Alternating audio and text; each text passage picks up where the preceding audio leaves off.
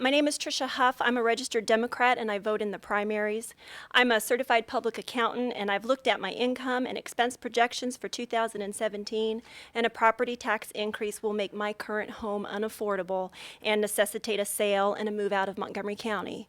I'm the mother of 2 small children who will be matriculating into the Montgomery County school system.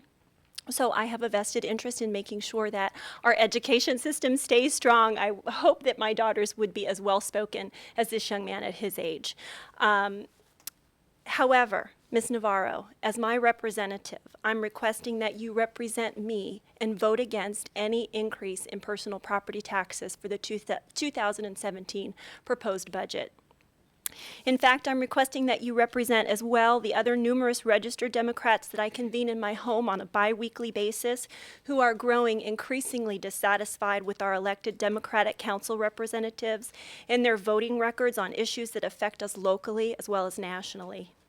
Through the power of grassroots organization, we meet to discuss individual council members' voting records and are determined to hold our Democratic representatives accountable for violating our best interests as well as the rule of American law and common sense. We as a group expect you to vote against any property tax increase for 2017, and we take exception to several of Ike Leggett's arguments for an increase in property taxes. First, Ike Leggett claims that we must meet the needs of the rapidly growing and changing student population. This rapidly growing and changing student population is a direct result of Montgomery County's lawlessness with respect to enforcing current immigration laws.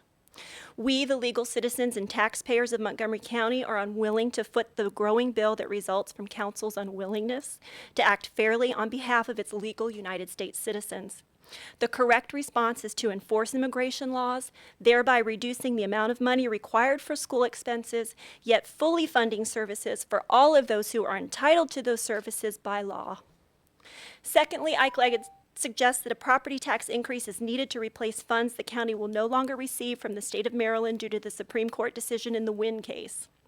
Again, this is holding the taxpayers accountable for the lawlessness of the state of Maryland's illegal and unconstitutional tax policies. This was money that the county should never have received, and now that it has dried up, Ike Leggett wants the taxpayers to step in and supply it. The correct response is to cut spending that was predicated on that income in the first place. And finally, with all due respect, thank you for the opportunity to speak. 30 seconds. Oh, No, sorry. you can Okay. just finish it. Ms. Florine, I specifically challenge you and your ideology with respect to your statement in the March 15th Washington Post article in which you claim that the real issue is our calculation of what our residents can afford.